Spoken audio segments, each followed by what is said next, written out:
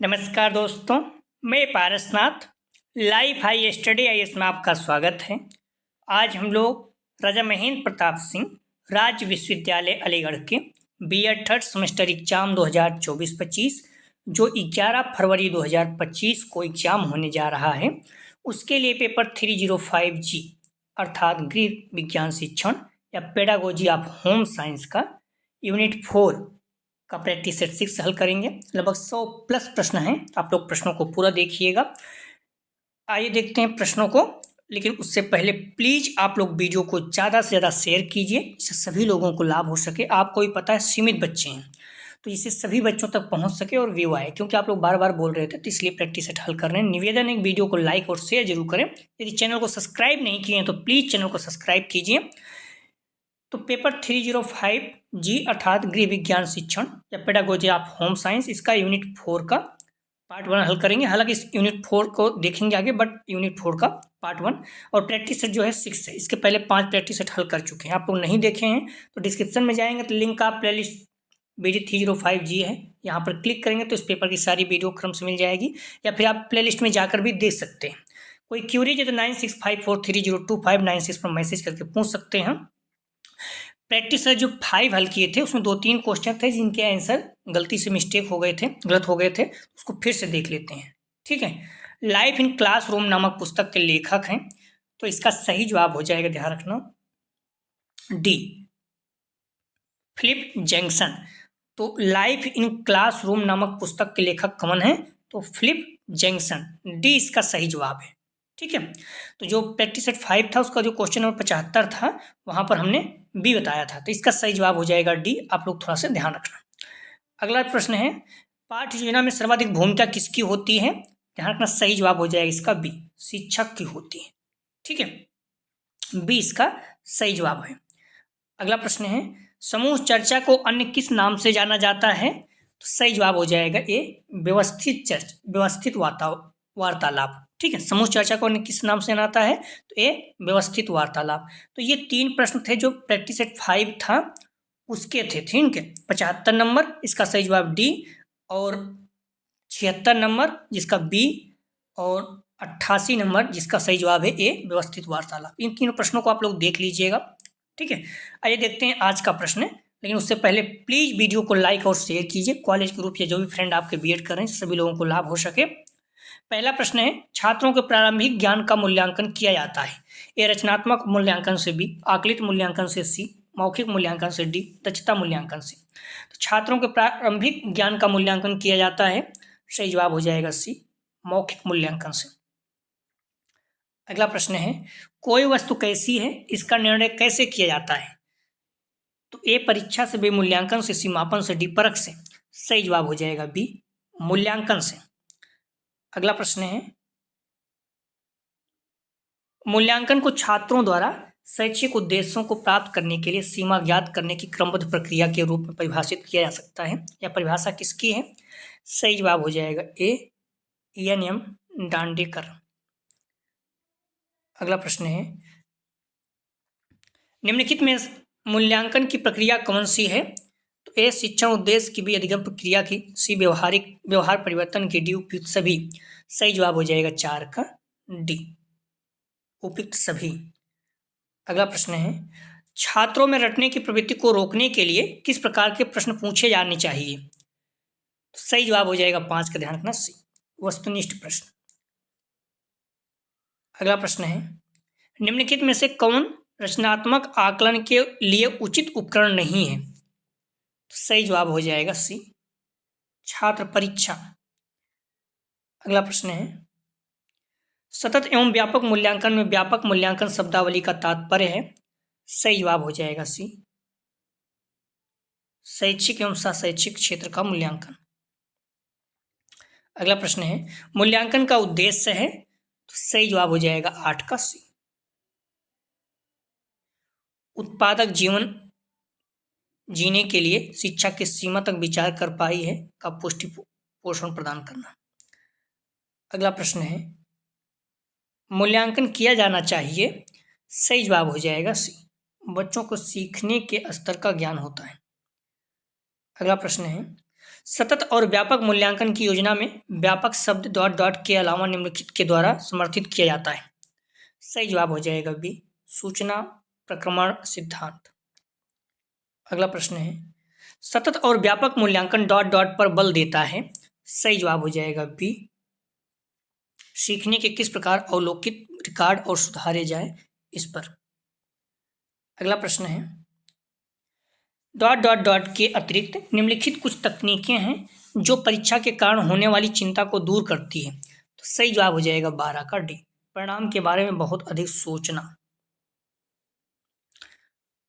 अगला प्रश्न है, डॉट डॉट डॉट के अतिरिक्त सभी सीखने के रूप में आकलन को बढ़ावा देते हैं। सही जवाब हो जाएगा बी, जितनी संभावना हो शिक्षार्थी का लगातार परिणाम लेना, परीक्षण लेना। जितना संभावना हो शिक्षार्थियों का लगातार परीक्षण लेना। अगला प्रश्न है, शैक्षिक विकास में मूल्यांकन का अर्थ है। तो सही जवाब हो जाएगा 14 का ए, छात्रों की प्रगति का आकलन। अगला प्रश्न है, बच्चों का मूल्यांकन होना चाहिए। सही जवाब हो जाएगा 15 का बी, सतत एवं व्यापक मूल्यांकन द्वारा। अगला प्रश्न है, दबाव अर्थात स्ट्रेस को कम करने एवं परीक्षाओं में सफलता के लिए आवश्यक है। यहाँ पर 2 बार एवं एवं हो गया है, तो इसका सही जवाब हो जाएगा 16 का, ध्यान रखना सी, वार्षिक एवं अर्धवार्षिक परीक्षाएं। अगला प्रश्न है, सतत एवं व्यापक मूल्यांकन से तात्पर्य है। तो सही जवाब हो जाएगा 17 का बी, सीखने की प्रक्रिया के दौरान शैक्षिक एवं सशैक्षिक क्षेत्रों को नियमित रूप से आकलित करना। तो सही जवाब हो जाएगा इसका बी। अगला प्रश्न है, निम्नलिखित में से कौन सा मूल्यांकन के त्रिकोण का भाग नहीं है। सही जवाब हो जाएगा सी, शिक्षण अनुभव। अगला प्रश्न है, निम्नलिखित में से कौन सा मूल्यांकन का प्रकार नहीं है। सही जवाब हो जाएगा ए, मानक। अगला प्रश्न है, अधिगम के परिणाम के निर्धारण में मूल्यांकन की तकनीक विशेष के चयन में निम्नांकित का ध्यान रखा जाता है। सही जवाब हो जाएगा बी, शैक्षिक उद्देश्य। अगला प्रश्न है, स्कूलों में शैक्षिक मूल्यांकन किया जाता है। तो ए, अंत में अर्थात अधिगम अनुभव देने के पश्चात तथा शैक्षिक उद्देश्यों को निर्धारित करने के पश्चात। प्रारंभ में उद्देश्यों के निर्धारण करते समय सी, अधिगम अनुभव प्रदान करते समय डी, उपयुक्त सभी। सही जवाब हो जाएगा डी, उपयुक्त सभी। अगला प्रश्न है, मूल्यांकन एक डॉट डॉट प्रक्रिया है। तो सही जवाब हो जाएगा 22 का बी, सतत। मूल्यांकन एक सतत प्रक्रिया है। अगला प्रश्न है, मूल्यांकन के परिणामों को अधिक विशिष्ट और सही बनाने के लिए शैक्षिक उद्देश्यों से तुलना करने से पूर्व अधिगम अनुभव को डॉट डॉट। सही जवाब हो जाएगा बी, मापते हैं। अगला प्रश्न है,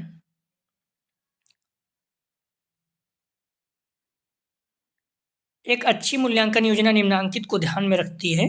सही जवाब हो जाएगा 24 का डी, बालक के विकास के सतत पक्षों को। अगला प्रश्न है, सतत मूल्यांकन का परिणाम विद्यार्थी को डॉट डॉट अग्रसर करता है। सही जवाब हो जाएगा 25 का बी, आत्म मूल्यांकन की ओर। अगला प्रश्न है, मूल्यांकन में उपकरण प्रयोग किए जाते हैं। ए, शिक्षण व्यवहार्यता, सी, तुलना, डी, उपयुक्त सभी। मूल्यांकन में उपकरण प्रयोग किए जाते हैं। सही जवाब हो जाएगा डी, सभी। अगला प्रश्न है, शैक्षिक मूल्यांकन की विशेषता होती है। ए, मूल्यांकन की प्रक्रिया निरंतर चलती है। बी, मूल्यांकन निर्णयात्मक होता है। सी, छात्रों के बारे में सार्थक भविष्यवाणी की जा सकती है। डी, उपयुक्त सभी। तो मूल्यांकन की विशेषता होती है। सही जवाब हो जाएगा डी, सभी। अगला प्रश्न है, मूल्यांकन को छात्रों के द्वारा शैक्षिक उद्देश्यों को प्राप्त करने की सीमा ज्ञात करने के क्रमबद्ध प्रक्रिया के रूप में परिभाषित किया जा सकता है। किसका कथन है। सही जवाब हो जाएगा ए, एन.एम. डाडेकर। अगला प्रश्न है, सतत मूल्यांकन में बच्चों के अनुभव एवं व्यवहारों में लगातार परिवर्तन होता है। सही जवाब हो जाएगा बी, सत्य है। अगला प्रश्न है, सतत मूल्यांकन में विधियां होती हैं। ए सतत परीक्षा की, बी इकाई परीक्षण की, सी मासिक परीक्षण, डी उपयुक्त सभी। सही जवाब हो जाएगा डी उपयुक्त सभी। अगला प्रश्न है, जिन तथ्यों का निर्धारण किया जाता है और उनका सार निकाल कर संख्यात्मक रूप में व्यक्त करना कहलाता है। सही जवाब हो जाएगा 31 का सी, सामाजिक मिति। यदि किसी प्रश्न में आपको संदेह है तो आप कमेंट सेक्शन में बता सकते हैं, फिर से चेक करेंगे। और प्लीज़ वीडियो को लाइक और शेयर कीजिए। कॉलेज ग्रुप या जो भी फ्रेंड आपके बीएड कर रहे हैं, चाहे फर्स्ट ईयर में, तो उन्हें भी बोलिए फर्स्ट सेमेस्टर का प्रैक्टिस सेट हल कर रहे हैं वो देखें निश्चित रूप से। और आप लोग ध्यान रखना, पेपर आपका ऑब्जेक्टिव होगा, आप लोग बार बार सब्जेक्टिव मत बोलिए, ठीक है। ओमार बेस पे होगा, अर्थात ऑब्जेक्टिव होगा। 75 प्रश्न दिया रहेगा, 65 प्रश्न आपको हल करना है। कम से कम आपके 26 प्रश्न सही होने चाहिए। जो आपका एडमिट कार्ड कुछ लोग बता रहे हैं कहीं पे कि उसमें थ्योरी लिखा हुआ है, थ्योरी मतलब ये है कि आपके इतने अंक, जो अंक है 80 अंक का, उसे थ्योरी बोल रहा है कि थ्योरी जो है 80 अंक का होता है। तो ये चीज़ें ध्यान रखना, ठीक है। वहाँ पर लिखित परीक्षा की बात कर रहे हैं, लिखित परीक्षा मतलब आपका ऑब्जेक्टिव ही आएगा, ठीक है। सही जवाब हो जाएगा 32 का, ध्यान रखना आप लोग, सी स्वाभाविक अवलोकन। अगला प्रश्न है, सतत एवं मूल्यांकन के अंतर्गत कौन सा शामिल है। सतत एवं मूल्यांकन के अंतर्गत कौन सा शामिल है। ए रचनात्मक विसमिति, सी ए भी दोनों, डी में से कोई नहीं। सही जवाब हो जाएगा सी ए भी दोनों, रचनात्मक और समेकित। अगला प्रश्न है, मूल्यांकन की प्रवृत्ति होती है। ए गुणात्मक, बी मात्रात्मक, सी भी दोनों, डी में से कोई नहीं। सही जवाब हो जाएगा सी ए भी दोनों, गुणात्मक और मात्रात्मक दोनों। अगला प्रश्न है, योगात्मक मूल्यांकन का उद्देश्य है। सही जवाब हो जाएगा 35 का ए, समय, विशेष एवं विभिन्न कार्यों पर एक विद्यार्थी ने कितना अच्छा निष्पादन किया पता लगाना। अगला प्रश्न है, निम्नलिखित में मूल्यांकन का कार्य नहीं है। सही जवाब हो जाएगा 36 का ए, छात्रों की एकता का निर्माण करना, ये नहीं है। शिक्षा मानदंड निर्धारित करना, छात्रों की मानसिक स्थिति का अध्ययन करना, छात्रों के विषयगत कमजोरी को जानकारी प्राप्त करना। सही जवाब हो जाएगा ए। अगला प्रश्न है, निम्नलिखित में मूल्यांकन और मापन का सही अंतर माना जाता है। सही जवाब हो जाएगा 37 का ए। मूल्यांकन का अर्थ है मूल्य और मापन का अर्थ है वस्तु का मात्रा। अगला प्रश्न है, राष्ट्रीय पाठचर्या रूपरेखा 2005 के अंतर्गत परीक्षा सुधारों में निम्न में से किसका सुधार को सुझाया गया, किस सुधार को सुझाया गया। सही जवाब हो जाएगा 38 का डी सभी। खुली पुस्तक परीक्षा को, सतत निरंतर एवं व्यापक मूल्यांकन को, सामूहिक कार्य मूल्यांकन को, तीनों सही है। अगला प्रश्न है, मूल्यांकन द्वारा कौन सा कार्य किया जाता है। सही जवाब हो जाएगा 39 का ए, शिक्षक छात्र के व्यक्तित्व के विभिन्न आयामों को लगाते हैं। अगला प्रश्न है, बच्चों के सीखने की प्रक्रिया में प्रगति तब हो सकती है जब हम। सही जवाब हो जाएगा 40 का बी, बच्चों की प्रगति को नियमित रूप से जांचने के साथ साथ सुधारात्मक कदम उठाएं। अगला प्रश्न है, सतत एवं व्यापक मूल्यांकन के अंतर्गत वाक्यांश व्यापक मूल्यांकन इंगित करता है।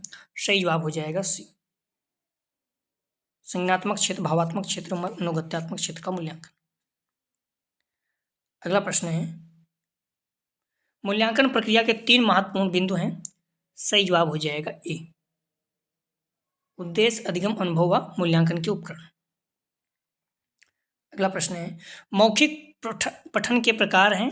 ए व्यक्तिगत पठन, भी सामूहिक, सी भी दोनों, डी में से कोई नहीं। तो मौखिक पठन के प्रकार हैं। सही जवाब हो जाएगा ए भी दोनों। अगला प्रश्न है, मौखिक पठन के तत्व हैं। ए मधुर भी, धैर्य, सी उचित लय, डी उपयुक्त सभी। सही जवाब हो जाएगा 44 का डी उपयुक्त सभी।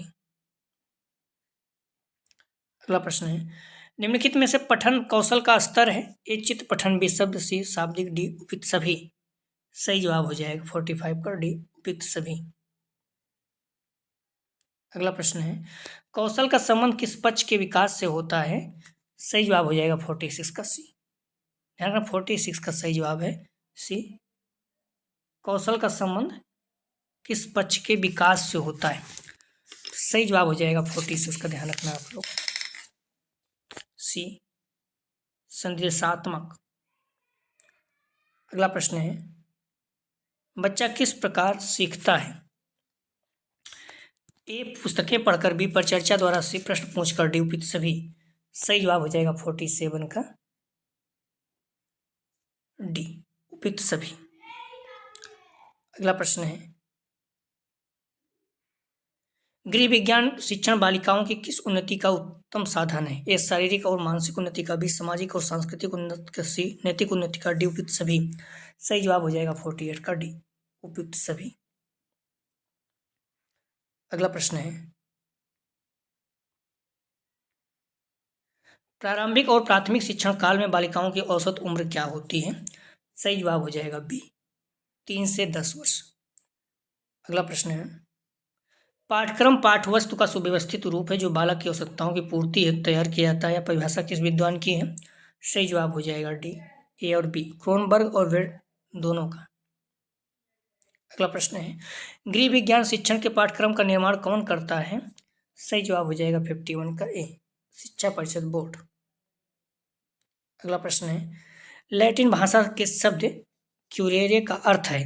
तो बहुत इंपॉर्टेंट है, बार बार पूछा जाता है। डी, दौड़ का मैदान। अगला प्रश्न है, गृह विज्ञान शिक्षण निम्नलिखित में से किसकी सहायता से अपने शिक्षण क्रियाओं को संपादित करता है? सही जवाब हो जाएगा सी, पाठ्यक्रम के माध्यम से। अगला प्रश्न है, गृह विज्ञान पाठ्यक्रम का आधार है? ए, सामाजिक, बी, मनोवैज्ञानिक, सी, दार्शनिक, डी, उपयुक्त सभी।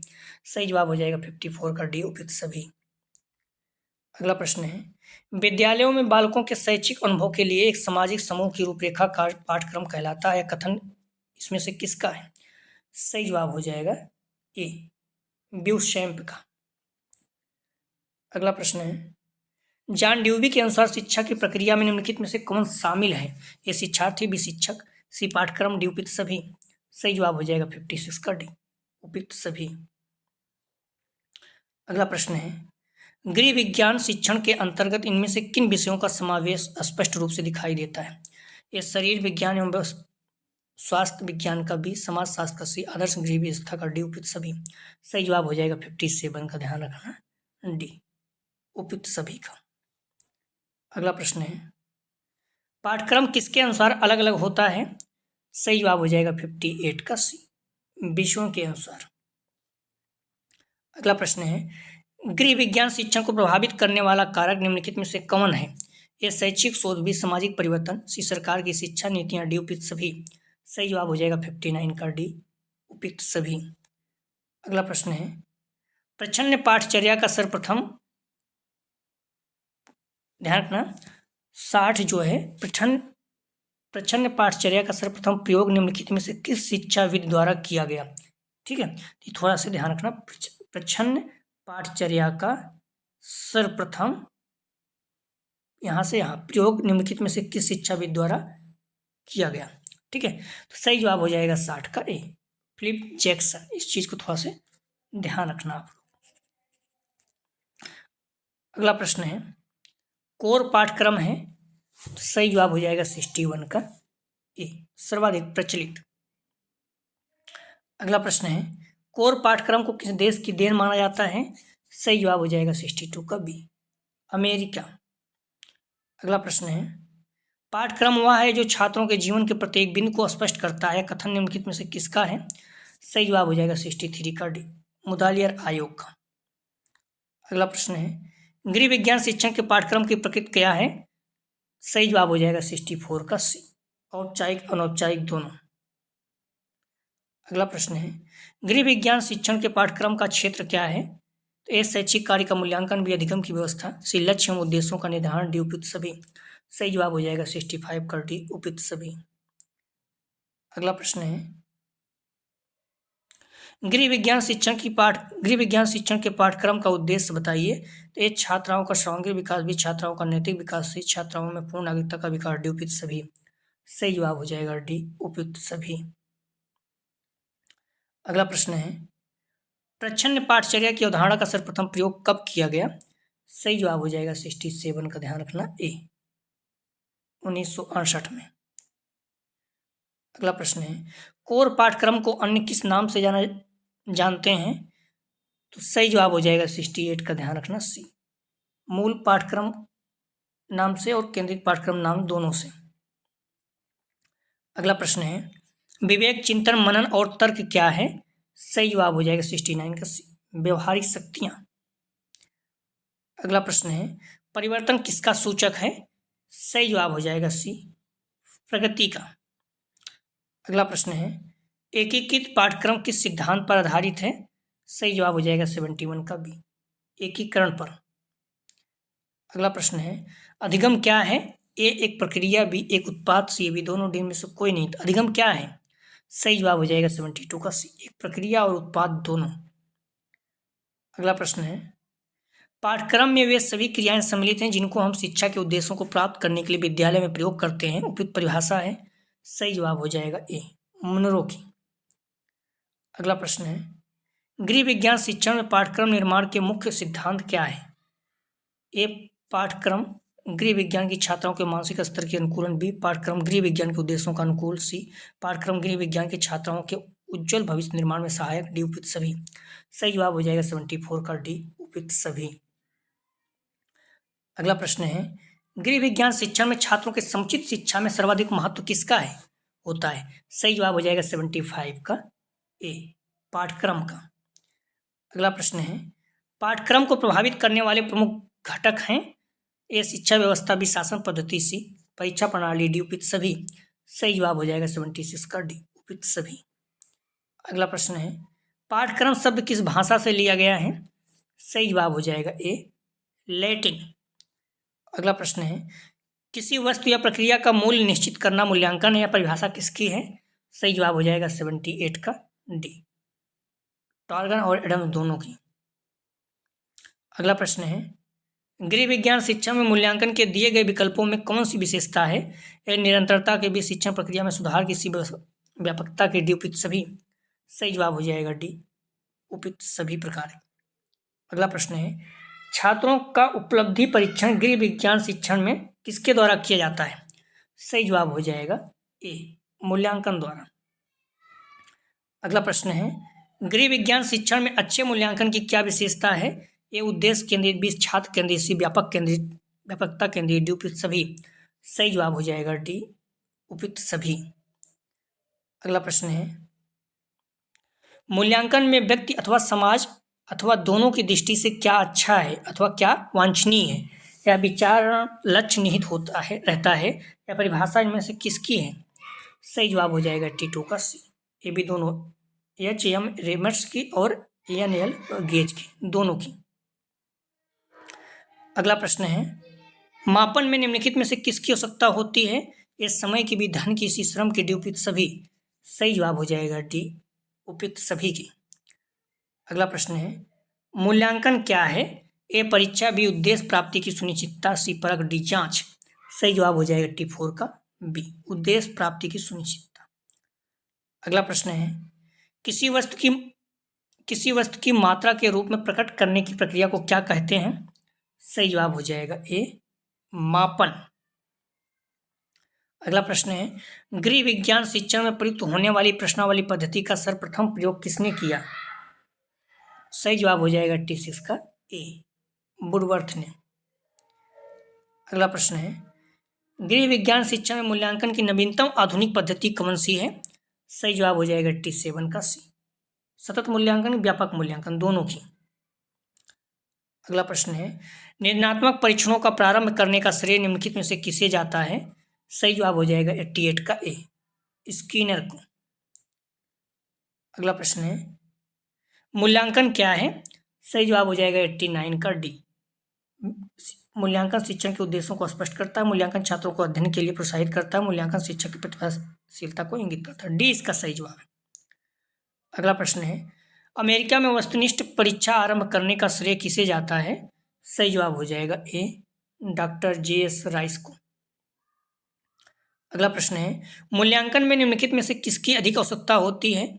सही जवाब हो जाएगा, ध्यान रखना, डी, श्रम, समय और धन, दो तीनों की। अगला प्रश्न है मूल्यांकन द्वारा पता चलता है। सही जवाब हो जाएगा डी, छात्रों की शैक्षिक स्थिति की प्रगति का। अगला प्रश्न है विद्यालय में छात्रों के मूल्यांकन हेतु किस प्रकार के प्रश्न नहीं पूछे जाते? छात्रों विद्यालय में छात्रों के मूल्यांकन हेतु किस प्रकार के प्रश्न नहीं पूछे जाते? ए रिमनिष्ठ, बी दीर्घ उत्तरी, सी लघु उत्तरी, डी वस्तुनिष्ठ। सही जवाब हो जाएगा ए रिमनिष्ठ। अगला प्रश्न है गृह विज्ञान शिक्षा में विद्यालय अभिलेख कितने प्रकार के होते हैं? सही जवाब हो जाएगा 94 का ए, 2 प्रकार के। अगला प्रश्न है जिस सामग्री को देखकर ज्ञान प्राप्त किया जाता है? सही जवाब हो जाएगा 95 का ए, दृश्य सामग्री। अगला प्रश्न है भौगोलिक यात्राएं हैं? सही जवाब हो जाएगा 96 का बी, क्रियात्मक सामग्री। अगला प्रश्न है प्रक्षेपी सामग्री में आते हैं? सही जवाब हो जाएगा 97 का सी, फ्लालेन बोर्ड। अगला प्रश्न है अभ्यासात्मक योजनाओं में निहित है? सही जवाब हो जाएगा 98 का सी, शब्दों के उच्चारण का अभ्यास। अगला प्रश्न है लिंगवा फोन उदाहरण है? सही जवाब हो जाएगा 99 का ए, श्रव्य का, शून्य का। अगला प्रश्न है निम्नलिखित में से कौन सी शिक्षण की श्रव्य दृश्य सामग्री है? सही जवाब हो जाएगा ए, कंप्यूटर। श्रव्य दृश्य मतलब जो दिखाई भी दे सुनाई भी दे। अगला प्रश्न है करीब 130 प्रश्न, तो आप लोग प्रश्नों को पूरा देखिएगा। कौन दृश्य सामग्री है? दृश्य मतलब जो दिखाई दे, तो सही जवाब हो जाएगा बी, एटलस। एटलस क्या दिखाई, रेडियो क्या है, सुनाई देता है, बी सही जवाब है। अगला प्रश्न है कौन सा शिक्षण का त्रिआयामी साधन है? ए फूल, बी मेज कुर्सी, सी मॉडल, डी उपयुक्त सभी। तो शिक्षण का त्रिआयामी साधन है, सही जवाब हो जाएगा, ध्यान रखना डी, उपयुक्त सभी है। फूल भी है, मेज कुर्सी भी है और मॉडल भी, तीनों जो है त्रिआयामी साधन है। त्रिआयामी साधन वे होते हैं जिन्हें छूकर, देखकर, अनुभव करके सीखा जा सकता है। इसमें मेज, फूल, मेज कुर्सी और मॉडल सभी आते हैं। अगला प्रश्न है गृह विज्ञान कक्ष की सामग्री है? तो ए ओवरहेड प्रोजेक्टर, बी श्यामपट्ट, सी चर्चा एवं रेखांकित, डी उपयुक्त सभी। सही जवाब हो जाएगा 103 का डी, उपयुक्त सभी। अगला प्रश्न है दृश्य सामग्री नहीं है मतलब जो दिखाई दे, सही जवाब हो जाएगा इसमें 104 का सी, ग्रामोफोन। ग्रामोफोन क्या है, सुनाई देता है सिर्फ। श्यामपट्ट, बुलेटिन बोर्ड, स्लाइड क्या है, दृश्य सामग्री, दिखाई देती है। अगला प्रश्न है एक अच्छी पाठ्यपुस्तक का गुण है? तो सही जवाब हो जाएगा 105 का डी, शिक्षा में सहायक, विश्वसनीयता, मूल उपलब्धता सभी। अगला प्रश्न है गृह विज्ञान प्रयोगशाला महत्वपूर्ण है क्योंकि वह छात्रों का विकास करती है? सही जवाब हो जाएगा 106 का डी, रचनात्मक, तर्क शक्ति, निर्णय शक्ति सभी। अगला प्रश्न है पाठ्य पुस्तकों की जिल्द होनी चाहिए? सही जवाब हो जाएगा डी, मोटी, चिकनी, मजबूत। अगला प्रश्न है एक अच्छी पाठ्य पुस्तक की विशेषता है? ए विषय सामग्री, बी भाषा सामग्री, सी फॉर्मेट, डी उपयुक्त सभी। सही जवाब हो जाएगा डी, उपयुक्त सभी। अगला प्रश्न है पाठ्य पुस्तक का निम्नलिखित में से कौन सा गुण छात्र के आय और मानसिक योग्यता के आधार पर होना चाहिए? सही जवाब हो जाएगा, ध्यान रखना, सी भाषा और शैली दोनों। अगला प्रश्न है पाठ्य पुस्तकें सहायक होती हैं? तो सही जवाब हो जाएगा 110 का, ध्यान रखना, पाठ को दोहराने में भी, गृह कार्य करने में सही मार्गदर्शन, डी उपयुक्त सभी में। अगला प्रश्न है पुस्तक के प्रस्तुतिकरण में क्या संबंधित नहीं है? सही जवाब हो जाएगा सी, व्यवस्थापना नहीं है, भाषा, शैली, निष्पक्षता है। अगला प्रश्न है प्रयोगशाला में आवश्यक है? सही जवाब हो जाएगा बी, सुरक्षा। अगला प्रश्न है प्रयोगशाला में छात्रों को पहनकर जाना चाहिए? तो क्या पहन के जाना चाहिए? सी, एस्प्रिन पहन के जाना चाहिए, ठीक है। मानचित्र है? तो सही जवाब हो जाएगा बी, दृश्य सामग्री। मानचित्र क्या है? दृश्य सामग्री। रेडियो क्या है? श्रव्य सामग्री है। टेलीविजन क्या है? दृश्य श्रव्य दोनों है। सभी चीजें आपको क्लियर होना चाहिए। अगला प्रश्न है प्रोजेक्टर है? तो ए श्रव्य, बी दृश्य, सी ए बी दोनों, डी में से कोई नहीं। सही जवाब हो जाएगा सी, ए बी दोनों, श्रव्य और दृश्य दोनों।